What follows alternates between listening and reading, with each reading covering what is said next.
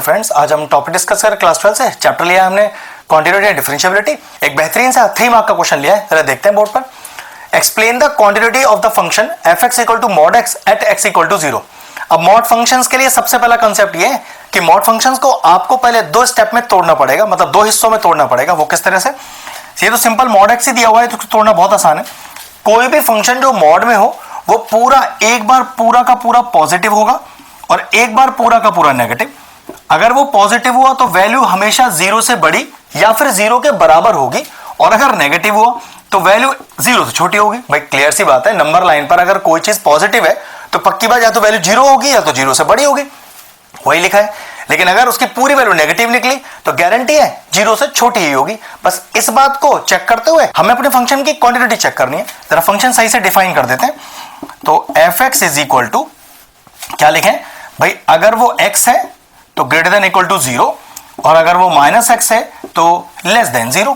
बस क्वांटिटी कैसे चेक करते हैं, उसका तो एक रटा हुआ स्टेप है, उस स्टेप को आप ध्यान रखिए। तो किसी तरह का क्वेश्चन क्वांटिटी का हो इसी तरीके से होगा। तो सबसे पहले क्वांटिटी क्या निकालते हैं, हम निकालते हैं LHL, लेफ्ट हैंड लिमिट। इसका प्रेजेंटेशन कैसा होता है, limit x tends to 0 minus. ध्यान रखना 0 पर चेक करना है इसलिए 0 आया, और ये माइनस डिनोट कर रहा है कि LHL मतलब लेफ्ट हैंड लिमिट।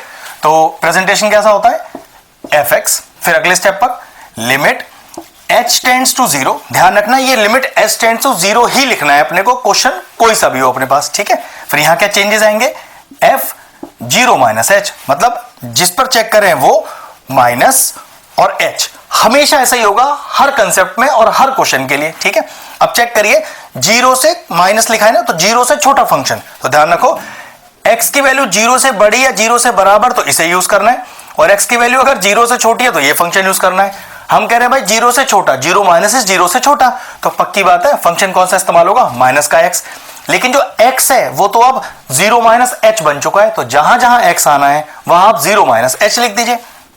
तो limit s tends to 0, minus तो एक बाहर रहेगा ही रहेगा क्योंकि देखो फंक्शन में माइनस है, और x के लिए क्या आ जाएगा 0 माइनस h, जो कि एक्चुअल माइनस h ही होता है। माइनस माइनस कितना हो गया, प्लस हो गया। तो limit s tends to 0 h का वैल्यू इंसर्ट करिए, कितना आ गया अपना LHL आ गया 0। अब क्या निकालेंगे, जैसे LHL निकाला इसी तरह से अब निकालेंगे हम RHL। बिल्कुल रटे हुए स्टेप्स हैं, देखो ध्यान से। Limit x tends to 0 plus fx, फिर limit s tends to 0 f 0 plus s। जैसे यहां पर हम s tends to 0 0 minus s लिखते हैं LHL के लिए, तो RHL के लिए 0 प्लस h। अब चेक करो 0 प्लस मतलब 0 से बड़ा फंक्शन, तो चेक करो 0 से बड़ा फंक्शन मतलब बराबर भी होगा या बड़ा होगा, दोनों केस में आप पॉजिटिव x यूज करोगे, तो बस पॉजिटिव x यूज करते हैं। लेकिन अब वो x किस में चेंज हो गया है, x प्लस h में। तो जहां जहां आपके फंक्शन में x लिखा हुआ है वहां 0 प्लस h डाल दीजिए, मतलब h डाल दीजिए। नीचे डाल दिया, पुट करिए 0।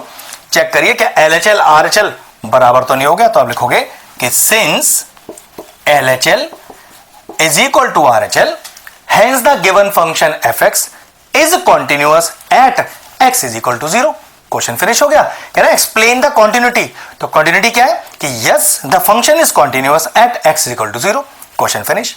अगर इस तरह के और इंटरेस्टिंग वीडियोस देखना चाहते हैं तो चैनल की प्लेलिस्ट में जाएं, वहां कॉन्टिन्यूटी एंड डिफरेंशिएबिलिटी की सेपरेट प्लेलिस्ट बनी हुई है। वो प्लेलिस्ट में एंड स्क्रीन में भी डाल दूंगा, और सारे इंपॉर्टेंट चैप्टर्स की प्लेलिस्ट के साथ जाके उन्हें भी चेक कर लीजिएगा।